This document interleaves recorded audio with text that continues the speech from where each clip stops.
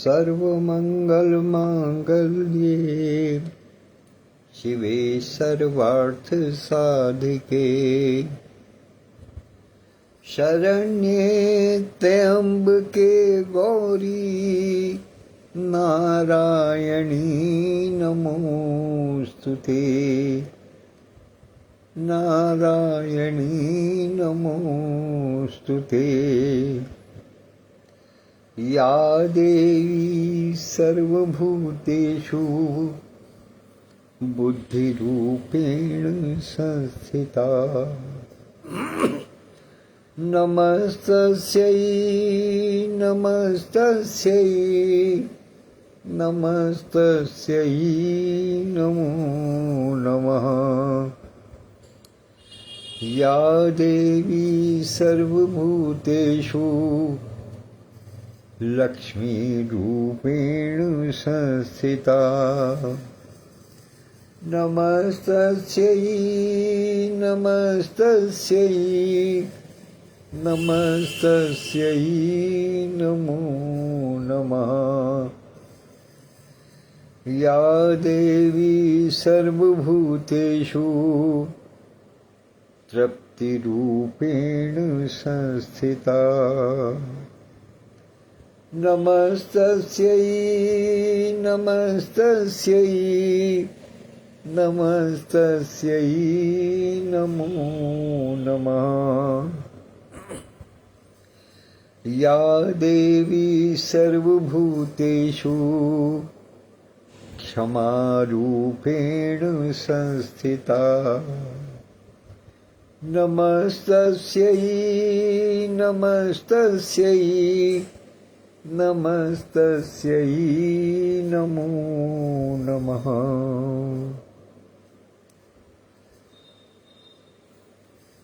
माता भगवती, पराम्बा, माता सरस्वती, सभी देवियों को सादर प्रणाम निवेदित करता हूँ। उनके भिन्न भिन्न रूपों को प्रणाम निवेदित करता हूँ। सबसे अपनी मनोकामनाएं कहता हूँ,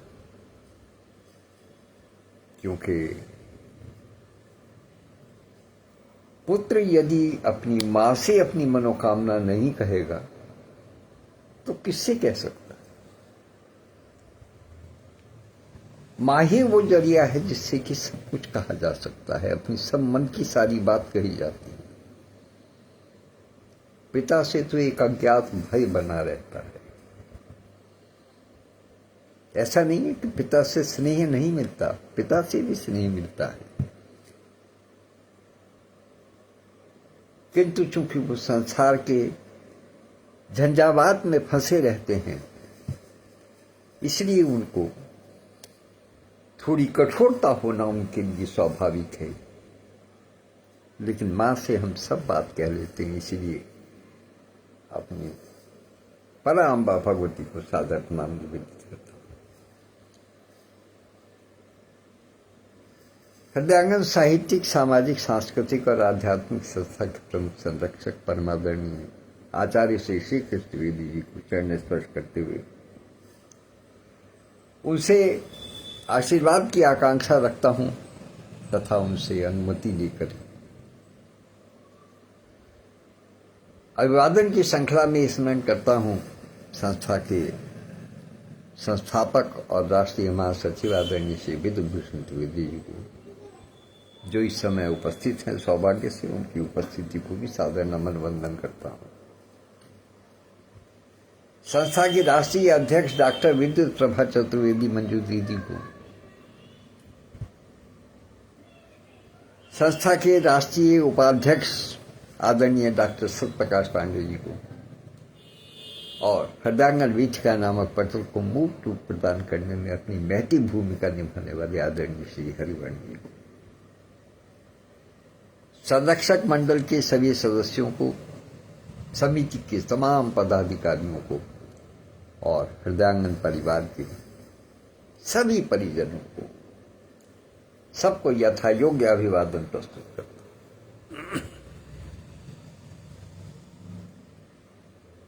भरत जी के चरित्र में आज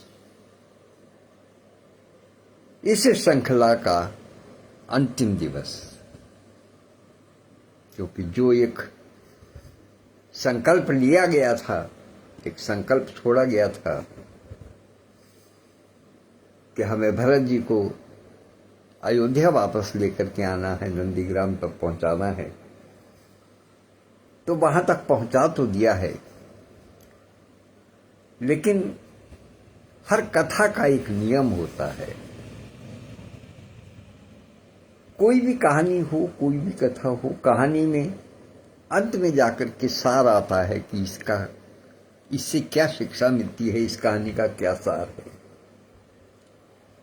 इसी प्रकार से कोई भी कथा होती है तो अंत में जाकर के एक सार स्वरूप एक बात आती है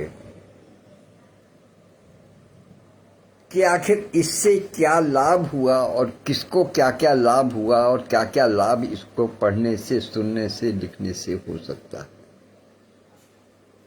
ये हर कथा का अपनी विशिष्टता है, एक शैली है, परंपरा है।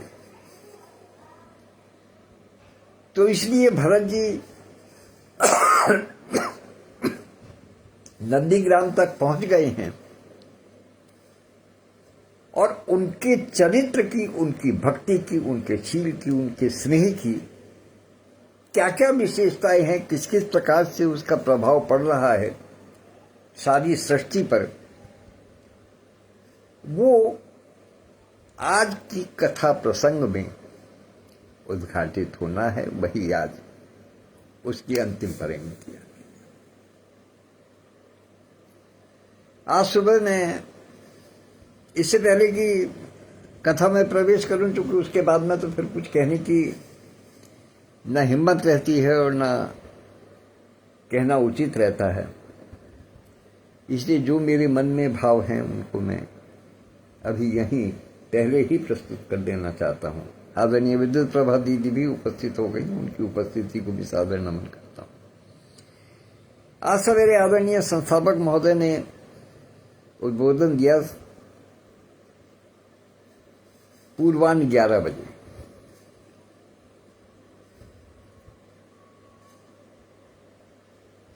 मुझे ये कहने में कोई गुरेज नहीं है कि उसमें आवाज थोड़ी कट कर आ रही थी।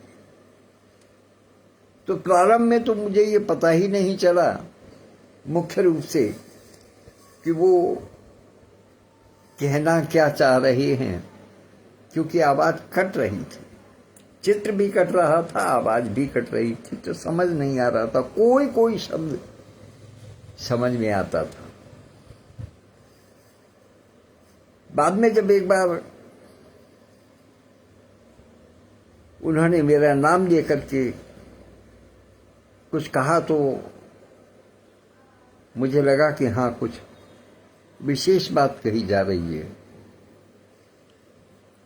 फिर भरत जी का नाम आया तो मुझे समझ में आ गया कि ये सारा जो कुछ इतने दिनों से जो परिचर्चा हम लोगों की चल रही थी, उसके विषय में उन्होंने अपनी बात कही है। उसमें से कुछ मोटे मोटे से बिंदु मेरी समझ में आए, वो मैं आपके समक्ष रख देता हूं। आप सब जानते हैं कि आदरणीय विधु भाई साहब और मैं दोनों ही बैंकर रहे हैं, और बैंकर रहने के नाते संख्याओं से हमारा जन्म जन्मांतर का नाता है। अंकों से खेलने का काम हम लोग करते रहे हैं, और इससे आदरणीय विद्युत प्रभा दीदी भी अछूती नहीं है, चूंकि आदरणीय जी जैसे पुष्कर चतुर्वेदी जी भी बैंक में ही कार्य करते थे। तो कहने का मतलब ये है कि हम लोग एक बैंकिंग के माहौल में रहे हैं, तो अंकों से खेलते रहते हैं। सवेरे आदरणीय संस्थापक महोदय ने एक बहुत खूबसूरत बात बताई कि इस कथा प्रसंग का आज 63वां दिन है और 63 का अंक जो है वो सब जानते हैं कि 36 का अंक का मतलब एक दूसरे का विरोध हो जाना और 63 का मतलब एक दूसरे से प्रगाढ़ता हो जाना। हिंदी में जब 63 का अंक लिखा जाएगा, 63 लिखा जाएगा, तो दोनों के मुंह एक तरफ होते हैं, अर्थात दोनों एक दूसरे के स्नेह में बंधे होते हैं।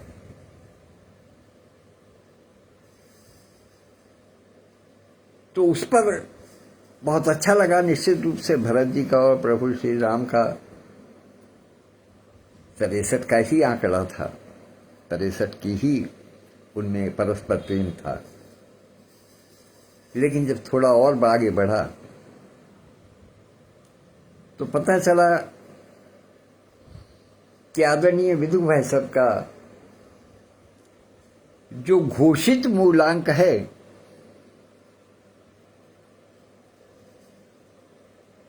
वो इनकी तारीख 15 है, अर्थात 1 और 5 6,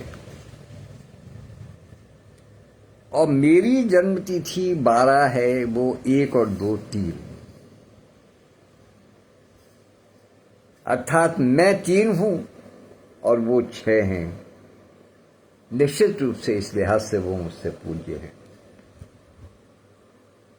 मैं उनकी वंदना करता हूं। और अपने से 63 जब लिखा जाएगा तो 3 से पहले 6 का अंक आएगा, तो इसलिए भी प्रथम पूज्य है। सादर प्रणाम निवेदित करता हूं। अब आगे आता हूं अपने विषय पर। तो कल जहां छोड़ा सा विराम पाए थे, जहां वहीं से प्रारंभ करते हैं कि राम प्रेम भाजन भरतु बड़े न एहि करतू, चातक हंस सराहियत टेक विवेक विभूत। इसमें एक बहुत खूबसूरत पहलू इसका निकल कर के आया। कल मैं उस विषय पर बहुत ज्यादा ध्यान नहीं दे पाया था, लेकिन आज जब इस पर ध्यान दिया, इसको पढ़ा एक बार फिर से, तो समझ में आया कि राम प्रेम भाजन भरत बड़े न एहि करतू, कि प्रभु श्री राम की भक्ति में लीन भरत जी यदि ऐसा आचरण कर रहे हैं, उनके अनुराग में, उनके स्नेह में यदि ऐसा आचरण कर रहे हैं, तपस्वी वाला आचरण कर रहे हैं, तो कौन सी बड़ी बात है। अर्थात ये तो आचरण उनके ही योग्य है, उनको कोई बड़ाई भी नहीं देगा। क्यों नहीं देगा? कि जैसे चातक धरती का जल नहीं पीता,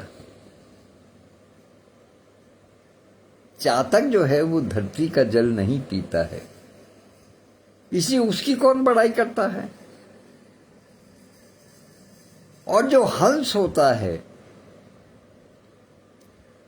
वो नीर और क्षीर दोनों को अलग अलग कर देता है, तो उसकी कौन बड़ाई करता है। तो इस प्रकार से ये दोनों विशेषज्ञ हैं। इसी प्रकार से भरत जी भी प्रभु श्री राम की भक्ति में विशेषज्ञ हैं, तो उनके लिए बड़ाई करने वाला कोई औचित्य नहीं है। वो जो है उसको सब जानते हैं। विशेषता जब होती जबकि वो अपने इस मूल आचरण से विपरीत कुछ करते या अतिरिक्त कुछ करते। वो तो उनके रक्त में रचा बसा है, वो तो उनके मन के भाव में रचा बसा है। प्रभु श्री राम उनके रोम रोम में बसे हैं। तो फिर ऐसा आचरण उनसे ही संभव था, किसी और से हो नहीं सकता था। इसलिए उनकी कोई बड़ाई करने की क्या मतलब है। बड़ाई तो जब की जाती है जब किसी से अनायास कुछ ऐसा देखने को मिल जाए कि उससे उम्मीद ही ना हो। मान लिया कोई मरियल सा आदमी हो और किसी अच्छे बड़े पहलवान को पटकनी दे दे तो उसकी तारीफ की बात है। जब महाराज जनक के दरबार में सीता जी का स्वयंवर हो रहा था तो बड़े बड़े योद्धा, देश विदेश के, यहां तक कि देवता भी मनुष्य का रूप धारण करके वहां पहुंचे थे। दैत्य, दानव और देवता, मनुष्य सब पहुंचे हुए थे, बड़े बड़े योद्धा पहुंचे हुए थे, लेकिन किसी से भी वो धनुष, शिव जी का धनुष हिला तक नहीं। और एक 12 वर्षीय किशोर ने जब उस धनुष को उठा करके उसकी प्रत्यंचा चढ़ाई तब पूरी सृष्टि उनकी वाहवाही कर उठी। तो वो वाहवाही का कारण था, ये वाहवाही का कारण नहीं है। चूंकि भरत जी की भक्ति जो है वो जग विदित है, इसलिए। तो देह दिनौ दिन दूबरी होई, घटई तेज बल मुख छवि सोई।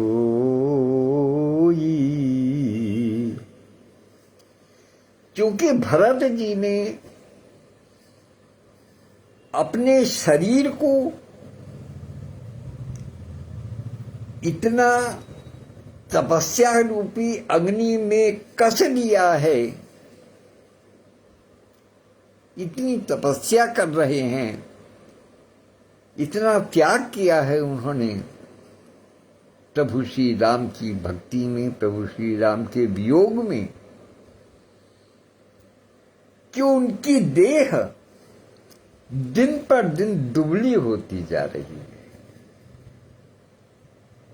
देह अर्थात शरीर उनका दिन पर दिन दुबला होता जा रहा है। घट ही तेज, जो शरीर की जो आंतरिक वो है, अर्थात चूंकि अन्न का सेवन नहीं करते हैं इसलिए अन्न हुआ, घृत हुआ, दुग्ध हुआ, इनसे जो बनने वाली शारीरिक व्यवस्था है उसमें निश्चित रूप से कमी आई है, चूंकि उन्होंने उसका त्याग कर दिया है। लेकिन मुख छवि सोई,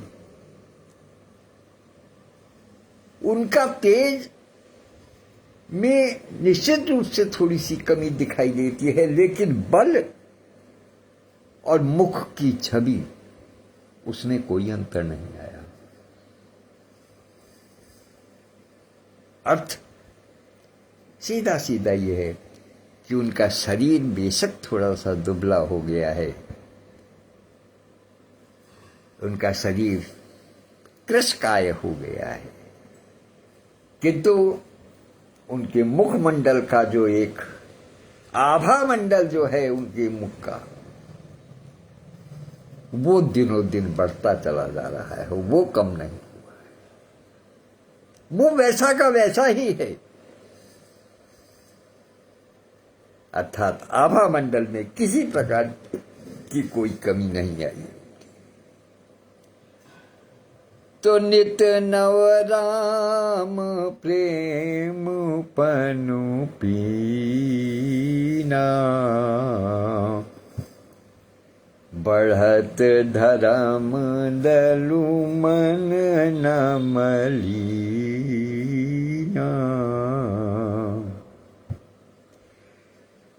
प्रभु श्री राम के प्रेम का प्रण नित्य नया और पुष्ट होता दिखाई देता है। अर्थात प्रतिदिन उत्साह में वृद्धि है उनकी। ऐसा नहीं है कि जैसे अवधि का पता चल रहा था तो उनका चलो भाई इस अवधि में तो ये काम करना ही है, तो उत्साह नहीं है। नित्य नवीन उनके मन में प्रेम का उदय होता है और उत्साह में वृद्धि होती है, और उनका जो प्रेम है और अधिक पुष्ट होता चला जाता है। तो बढ़त धर्म दल मन न मलीना।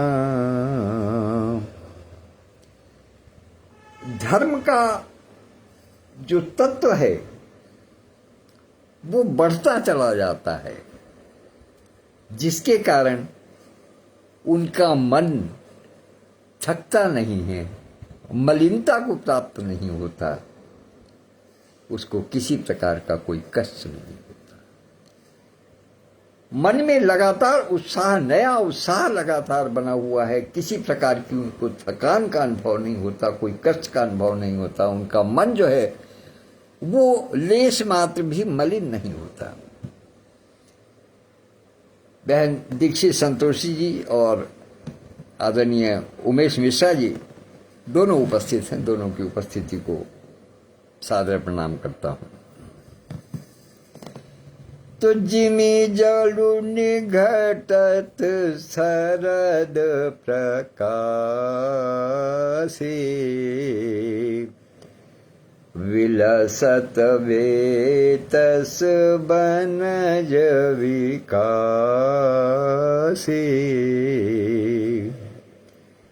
समदम संयम नियम उपासा,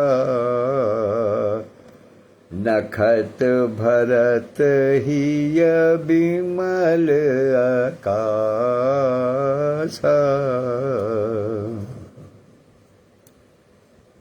जिस प्रकार से शरद ऋतु के प्रकाश से,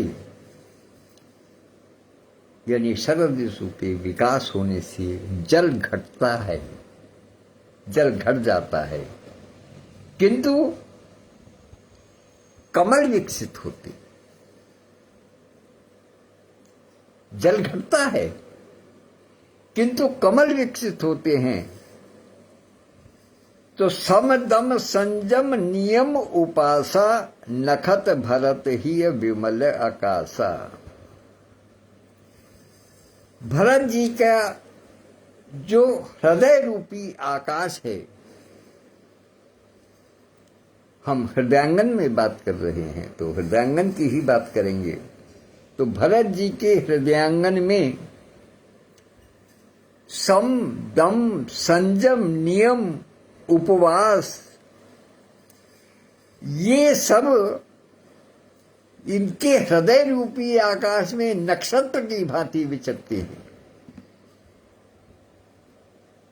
अर्थात उनके हृदय में ये नक्षत्र बन करके घूमते हैं। क्या क्या उनकी सम दम संयम नियम और उपवास आदि भरत जी के हृदय रूपी निर्मल आकाश के नक्षत्र गण हैं, तारागण हैं, उसमें तारे के समान। लेकिन तारों में एक विशिष्ट नाम का यदि उल्लेख ना हो तो उसका तो कोई फिर मजा नहीं आता। कि ध्रुव विश्वासु अवधिरा काशी, स्वामी सुरति सुरवीथि विकासी,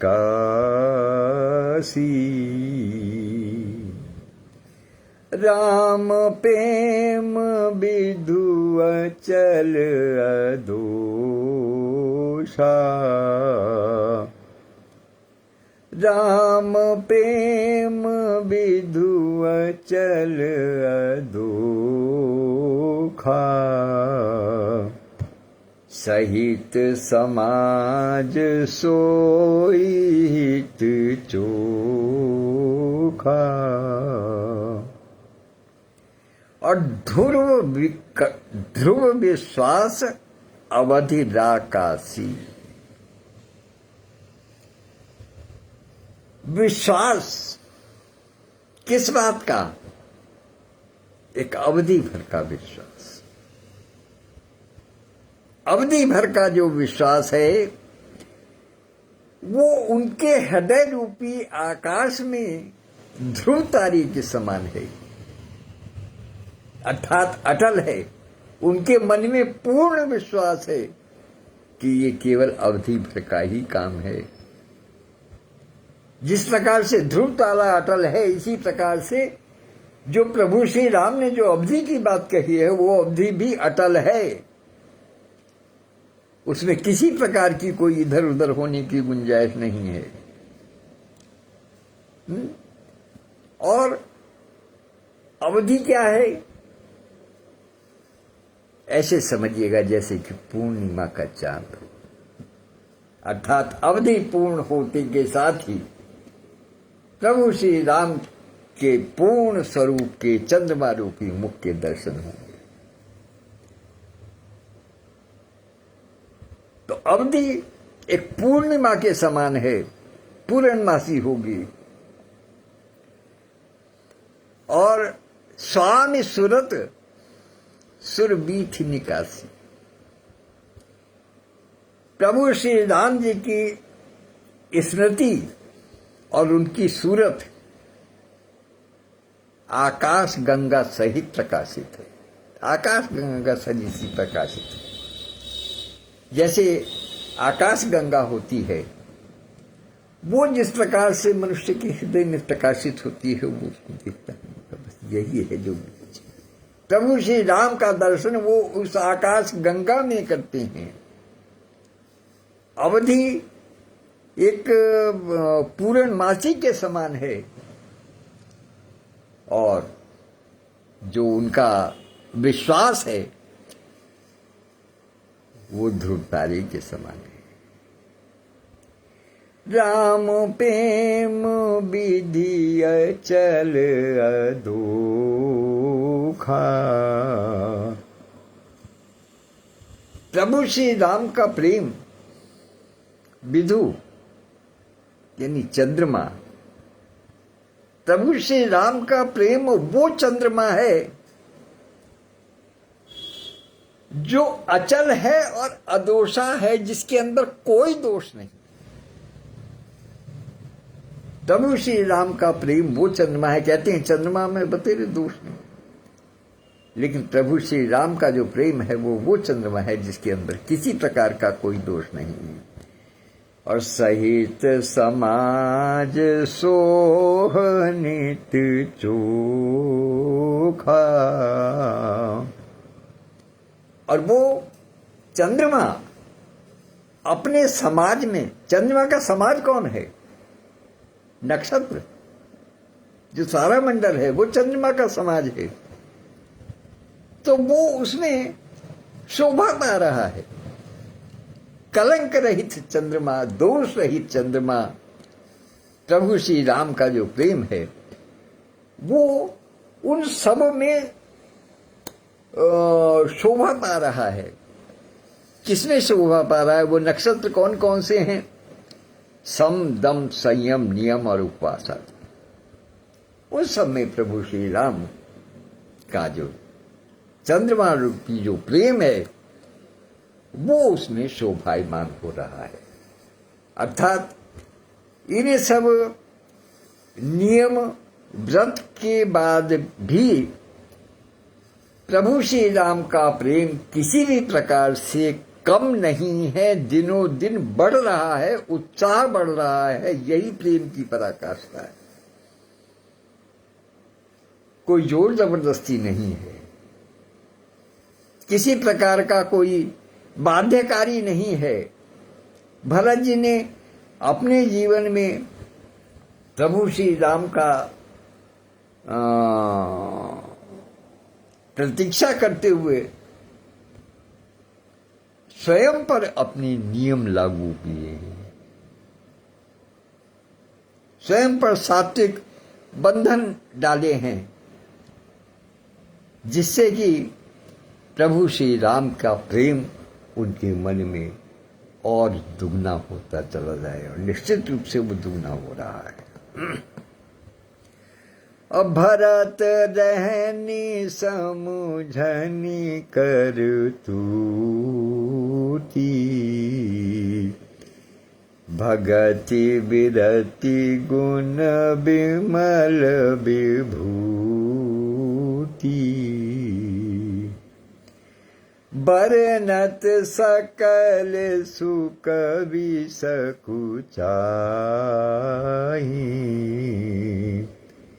शेष गणेश गिरार गमुनाही।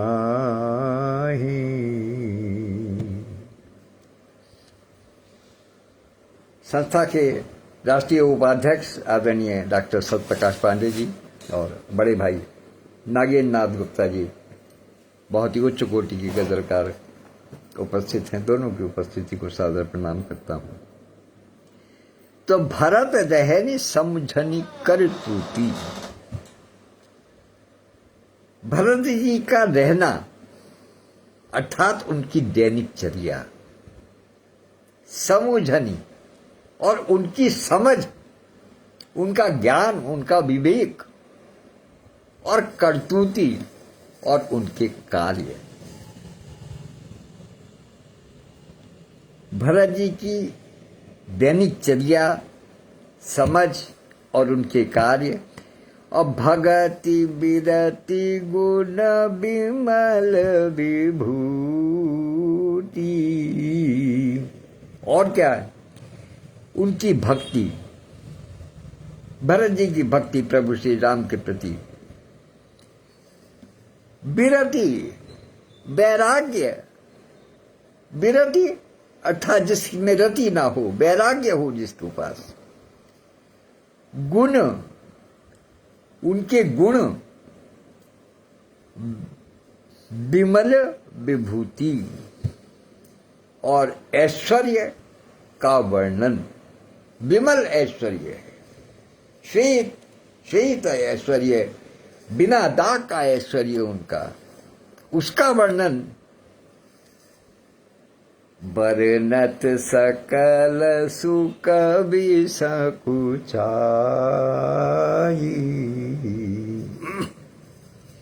इनका वर्णन कोई बड़े से बड़ा सुकवि, वरिष्ठ कवि, विशेषज्ञ कवि,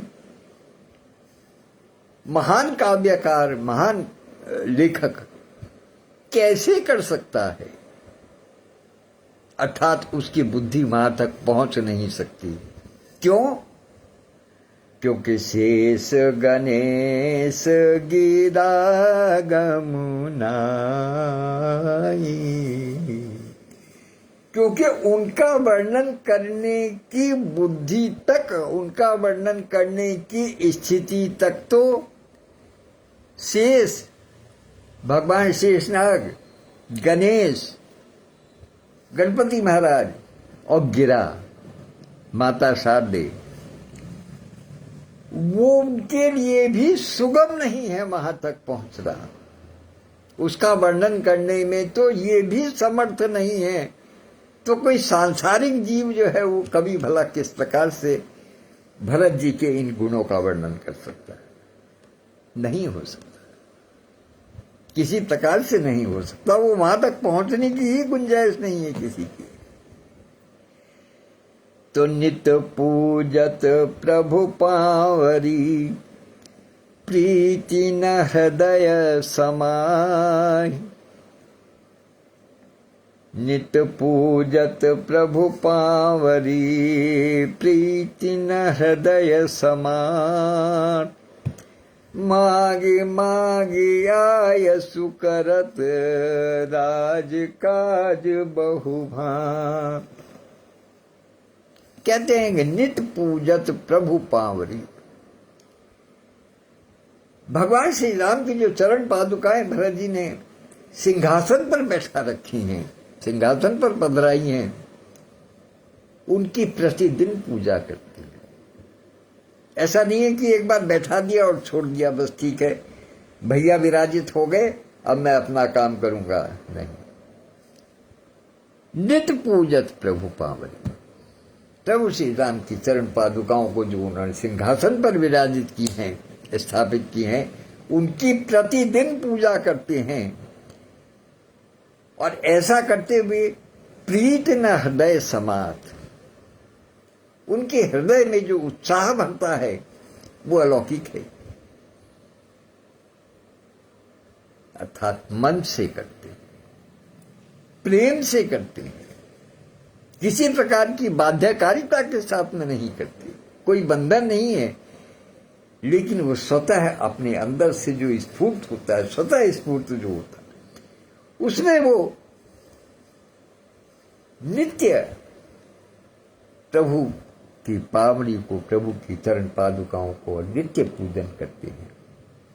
और केवल पूजन ही नहीं करते, मांगे मांगे आयसु करत राज काज बहुभात, बहुभांति भिन्न भिन्न प्रकार के, क्योंकि राजा को तो हर प्रकार के कार्य करने होते हैं। जो शासन व्यवस्था जो देखता है, जो राजा होता है, जिसके ऊपर राजकाज होता है, उसको सब प्रकार के कार्य करने होते हैं, सब प्रकार के ऑर्डर पास करने पड़ते हैं, सब प्रकार की स्थिति को देखना पड़ता है, सबको संभालना पड़ता है। उधर सीमा भी देखनी है, उधर आंतरिक स्थिति भी देखनी है, उधर प्रजा के सुख साधन की भी व्यवस्था देखनी है, उधर परिजन को भी देखना है, महल को भी देखना है, भाइयों को, बंधुओं को, सबको देखना है। उसके पास काम की कमी थोड़ी है, उसके पास तो काम बहुत है। लेकिन वो काम करते कैसे हैं भरत जी? कि मांगे मांगे आयसु करत, प्रभु श्री राम की जो चरण पादुका हैं उनसे आज्ञा मांग मांग करके वो बहुत प्रकार के कार्य करते हैं। राजकाज, जो बहुत प्रकार के जो राजकाज हैं उनका निष्पादन करते हैं। आदरणीय बड़े भाई कृपाशंकर मिश्र जी, सादर प्रणाम निवेदित करता हूँ। मेरी छोटी बहन वर्षा खन्ना उपस्थित हैं, उनको बहुत बहुत साधुवाद देता हूँ। उपस्थिति के लिए बहुत बहुत आभार व्यक्त करता हूँ। और आज इस भरत चरित्र के विश्राम दिवस पर मैं ईश्वर से भी कामना करता हूँ और उनको भी ये संदेश देना चाहता हूँ कि अब आदरणीय राजीव खन्ना सेठ जी, लाला जी, उनका स्वास्थ्य ठीक हो चला है, ये तो प्रसन्नता का विषय है ही। सबसे बड़ी प्रसन्नता का विषय ये है कि इनके घर जो दो नवजात जुड़वा, एक कन्या और एक पुत्र रत्न की प्राप्ति इनको हुई थी, जो समय से पूर्व प्रसव होने के कारण मशीनों में थे, जो अस्पताल में थे, वो भी घर लौट आए हैं। ये बड़ी खुशखबरी है और दोनों स्वस्थ हैं। उनको बहुत बहुत आशीर्वाद पूरे परिवार की ओर से, पूरे परिवार की ओर से, हम सबकी ओर से, और इसके लिए बधाई देते हैं कि इन्होंने बहुत तपस्या की है। बार बार लगातार तपस्या कर रही हैं बहन हमारी, कभी अस्पताल, कभी घर, कभी घर, कभी अस्पताल, कभी स्वयं की तबीयत खराब, कभी किसी की तबीयत खराब, कभी बच्चे रोज वहाँ, बच्चों को रोज देखने के लिए जाना, उनकी हालचाल लेना, उनकी स्थिति का जायजा लेना। बहुत बहुत मेहनत किया है, बहुत परिश्रम किया है। ईश्वर ने उस परिश्रम का फल दिया है, ये बड़ी कृपा है। तो मांगे मांगे आयस करत राजकाज बहुभांति, विभिन्न प्रकार के राजकाज को भरत जी उन चरण पादुका से आज्ञा मांग मांग करके करते हैं। तो पुलक गात ही सिय रघुबीरू,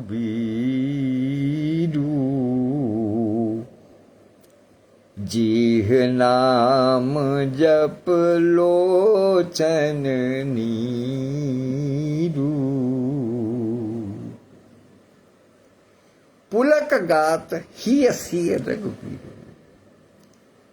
हृदय में प्रभु श्री राम और सीता जी का वास है, और उसके कारण पूरा शरीर जो है वो पुलकायमान रहता है, पुलकित रहता है। हर समय उनको ऐसा अनुभव होता है जैसे कि प्रभु श्री राम और सीता उनके हृदय में विराजमान है और उनका रोम रोम खड़ा रहता है, रोमावली उनकी खड़ी हो जाती है, पुलकायमान हो जाता है उनका पूरा शरीर। और जीह नाम जप, दो भाग हैं इसके चरण के कि जीह नाम जपू, जिह्वा पर प्रभु श्री राम के नाम का जप है। हृदय में तो माता जानकी और रघुवर है ही, जिह्वा पर उनका नाम है। कैसे, किस प्रकार से, देखिए क्रम से वर्णन करने का देखिएगा तुलसीदास जी का कितना अनूठा है। पहले हृदय में भगवान श्री राम और सीता मैया है, जिह्वा पर प्रभु का नाम है और लोचन नीरू और नेत्रों में जल भरा हुआ है। पहले हृदय, फिर जिह्वा और फिर नेत्र, क्रम से बताए हैं कि क्या स्थिति है। हृदय में प्रभु श्री राम और सीता हैं, जिह्वा पर प्रभु का नाम है और नेत्रों में उनकी प्रेम का, उनकी भक्ति का जल भरा हुआ है। और लखन राम सिय कानन बसहि, भरतु भवन बसी तप तनु कसहि।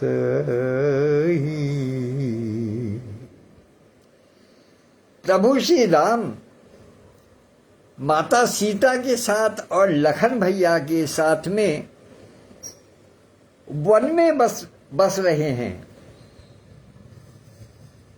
प्रभु श्री राम, लक्ष्मण भैया और सीता मैया ये तीनों वन में बस रहे हैं, लेकिन भरत भवन बसी तब तनु कसहि।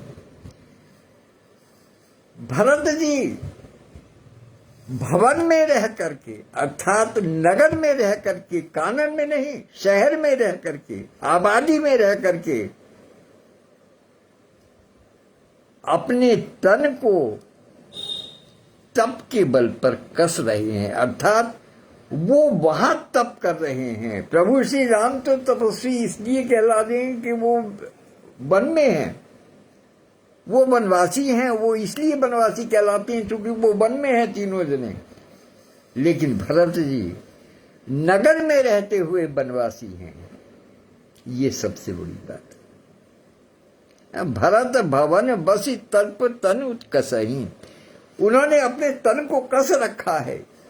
किस रूप में? वनवासी के रूप में उन्होंने अपने शरीर को ढाल लिया है, वनवासी के रूप में। कहां?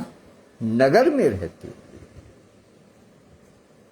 नंदीग्राम कोई ऐसा नहीं है कि कोई ग्राम वाली बात थी, वैसे तो पूरा राज्य था, लेकिन उन्होंने अपने भवन से कुछ दूर हट करके वो व्यवस्था बनाई थी। तो भरत जी ने अपने शरीर को कस रखा है।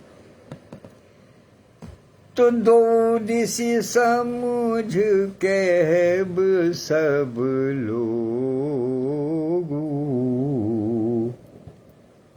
सब विधि भरत सराहन जोगु।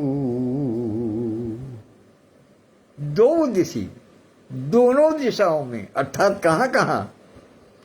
अवध में और वन में, दोनों में सब लोग जो भी वहां के रहने वाले हैं वो सब इस बात को कहते हैं, इस बात की तस्दीक करते हैं, इस बात को पुष्ट करते हैं, प्रमाणित करते हैं कि सब विधि भरत सराहन जोगु, कि भरत जी हर प्रकार से सराहना के योग्य है। भरत जी की हर प्रकार से सराहना के योग्य है, अर्थात भरत जी की सराहना हर स्थान पर हो रही है, दोनों स्थानों पर हो रही है। और सुनी व्रत नेम साधु सकुचाई,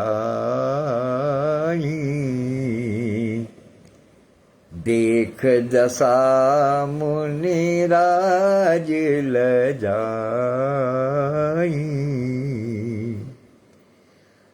भरत जी के व्रत और नियम को देख करके साधु सकुचाई, जो साधु संत है वो संकोच में आ गए।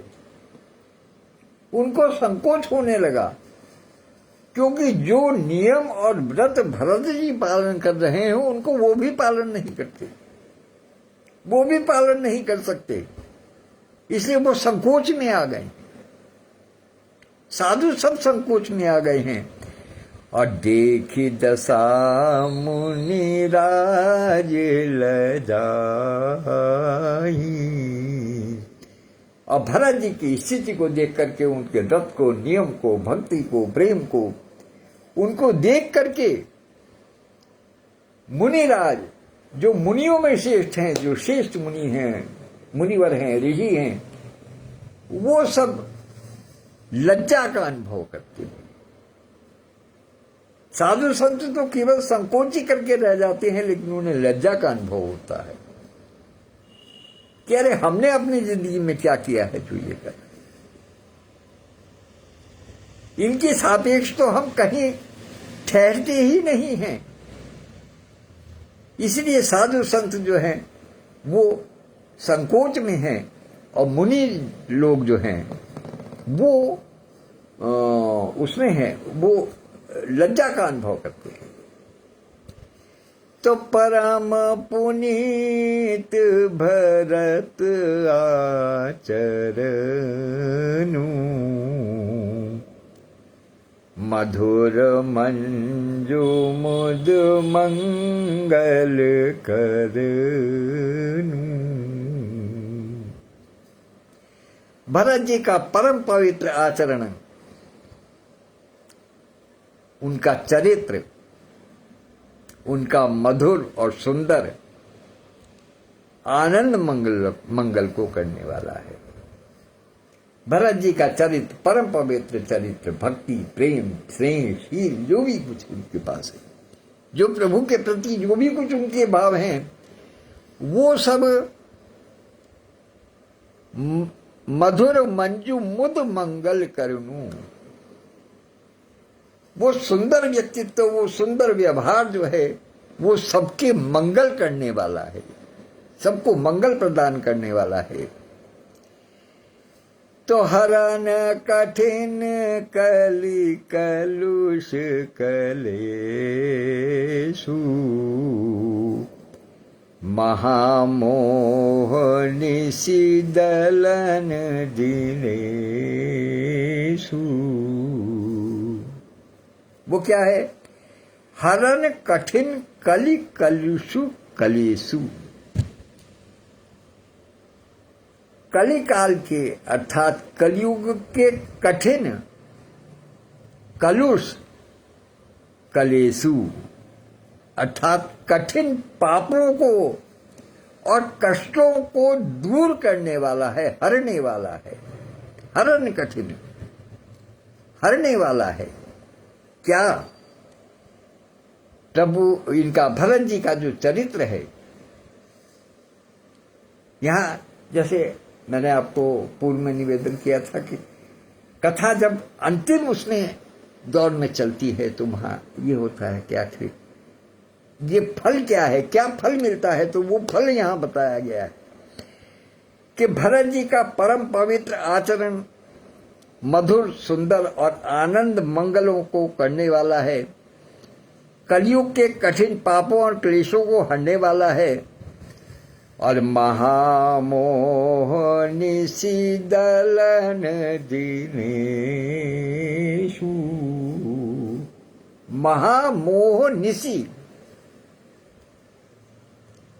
संसार की जो मोह से, महामोह से, बड़े मोह से, बड़ी माया से ग्रसित रात्रि स्वरूप जो है, जो महामाया है, महामोह है, रात्रि स्वरूप जो मोह है संसार का, उसके लिए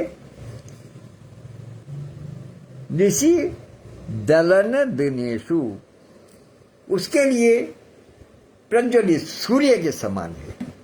उनकी दलन के लिए महामाया महामोह रूपी रात्रि के अंधकार को मिटाने के लिए, उसका दलन करने के लिए दिनेश के समान है, सूर्य के समान है भरत जी का जो चरित्र है। तो पाप पुंज कुंजर मृग राजू, समन सकल संताप समाजू। पाप पुंज कुंजर मृग राजू,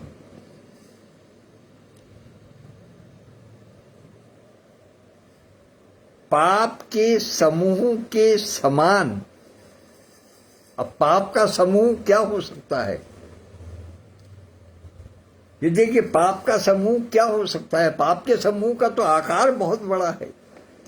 तो उस आकार की उपमा देखिएगा कि पाप पुंज कुंजर मृग राजू, पाप के समूह के हाथी को बस में करने के लिए जैसे एक सिंहराज मृगराज होता है, एक सिंह होता है, भरत जी का चरित्र उसके समान है। अर्थात सबके मन की कलुष का, सबके मन के क्लेश को, सबके मन के संताप को, उनकी आसक्ति को,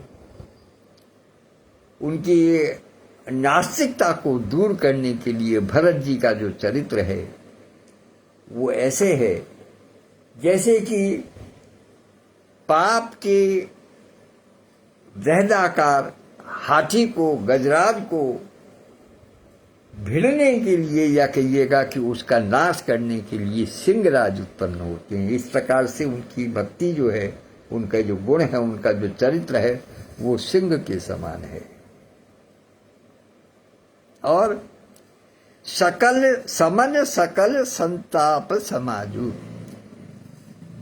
सकल समाज का, सारे संसार के संताप का, कष्टों का समन करने वाला है, उनको विनष्ट करने वाला है भरत जी का चरित्र। पाप रूपी हाथी को नष्ट करने वाला सिंह के समान है और समस्त समाज के सब प्रकार के दुखों को समन करने वाला है। और जन रंजन भंजन भव भारू, राम स्नेह सुधा कर सारू।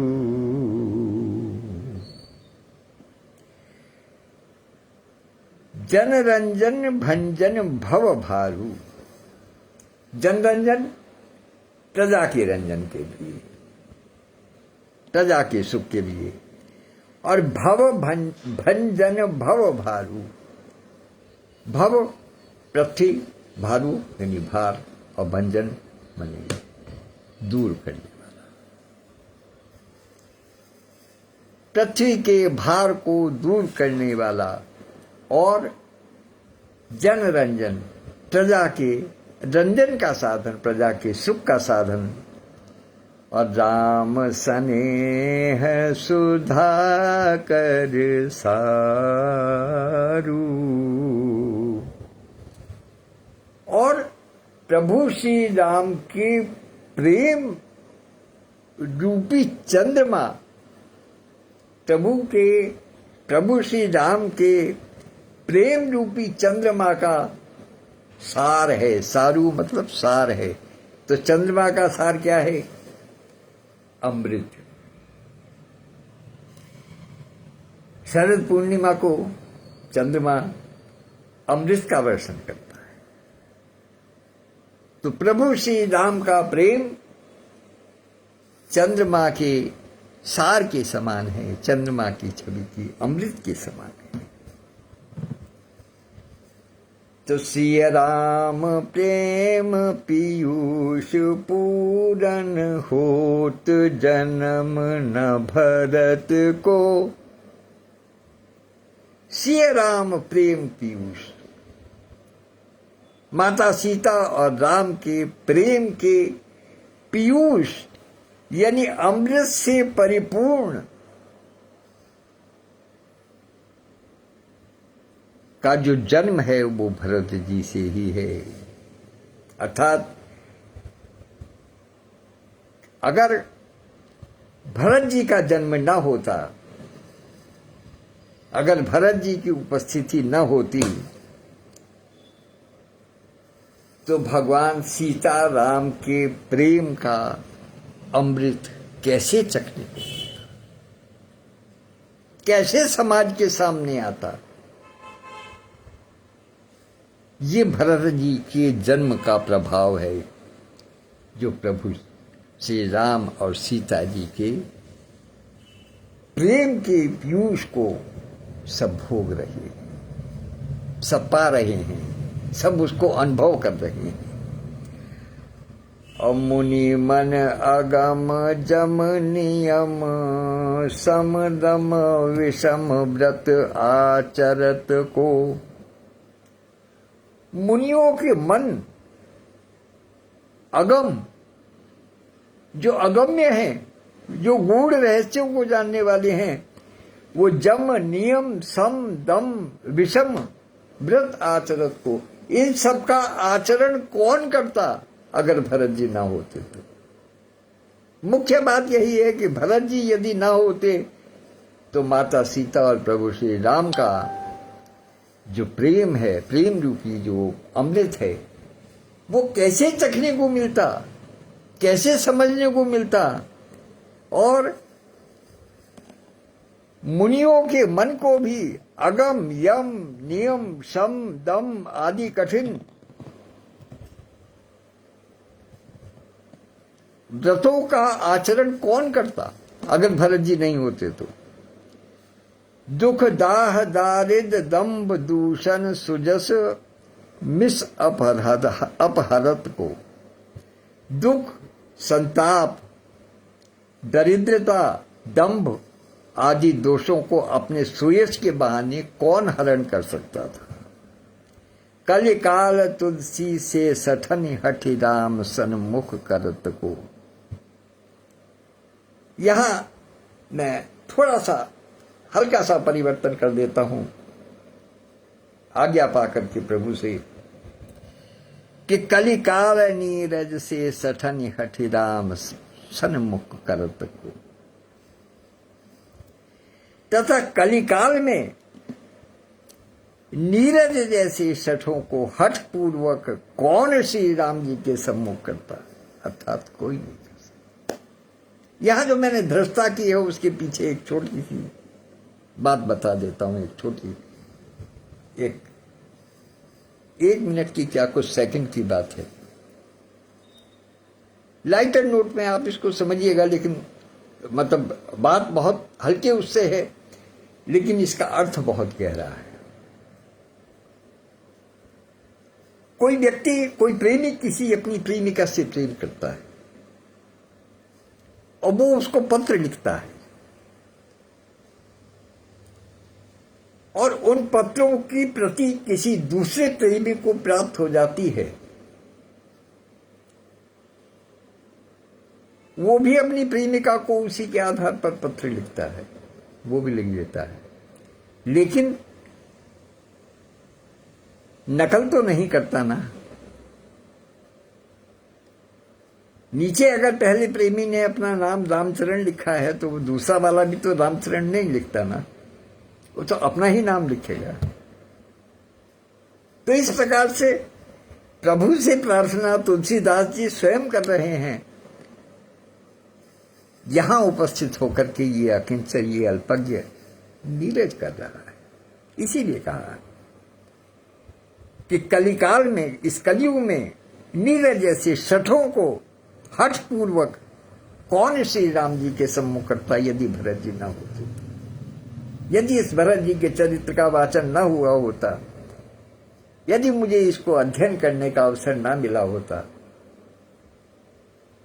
तो मुझ जैसा अल्पज्ञ भला क्या जान पाता था, क्या कह सकता था, क्या समझ सकता। तो भरत चरित करिने तुलसी जो सादर सुनहि।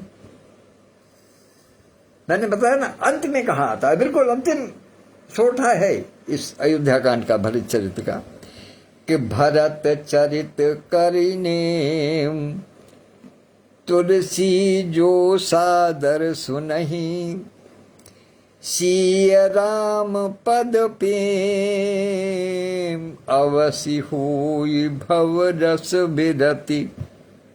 तो तुलसीदास जी कहते हैं कि जो कोई भरत जी के चरित्र को नियम पूर्वक आदर के साथ में सुनेगा, जो सादर सुनहि, जो प्रेम के साथ में, आदर के साथ में, सम्मान के साथ में जो सुनेगा, तो सिय राम पद प्रेम अवसि होई भव रस विरति। सीताराम जी के पद में, सिय राम पद प्रेम, सीताराम जी के चरण कमलों में उसकी प्रेम आसक्ति उसकी बढ़ी थी। और होय अवश्य होय भव रस विरति। अवश्य, अवश्य मतलब अवश्य ही होगी भव रस विरति। भौतिकता, वैभवपूर्ण वातावरण में विलासितापूर्ण वस्तुओं के प्रति उसकी विरति, वैराग्य होगा उनके प्रति। जो भी भरत जी के इस चरित्र को श्रद्धा के साथ में, प्रेम के साथ में, आदर के साथ, सम्मान के साथ में सुनेगा, उसको भगवान सीताराम जी की, मैया सीता सहित प्रभु श्री राम जी के चरणों में स्नेह प्राप्त होगा। और जो विलासतापूर्ण, जो लौकिक जो जीवन है, उससे, वासनाओं से, कामनाओं से, आकांक्षाओं से, अपेक्षाओं से, दुर्व्यसनों से विरति, वैराग्य हो जाएगा उसका। बोलिए सियावर रामचंद्र की जय, भरत लाल की जय। तो ये आज यहाँ भरत जी का चरित्र नंदीग्राम में आकर के गोस्वामी तुलसीदास जी ने जो अयोध्या कांड का अंत किया है यहाँ पर आकर के, तो इसलिए आज मैं इस वाचन को यहीं विराम देता हूँ। और अब कुछ दिनों के लिए, अर्थात मैंने 1 सप्ताह का समय मांगा है विश्राम के लिए आदरणीय संस्थापक महोदय से। बाकी जो उनकी आज्ञा होगी, क्योंकि मैंने जैसा प्रारंभ में ही वर्णन किया कि वो 6 हैं और मैं केवल 3 हूँ, इसलिए निश्चित रूप से वो मुझसे दुगने आदर के पात्र हैं। संस्थापक हैं, राष्ट्रीय महासचिव हैं, सब कुछ। मैं 1 सप्ताह का बड़ी विनम्रतापूर्वक विश्राम की आकांक्षा रखता हूँ।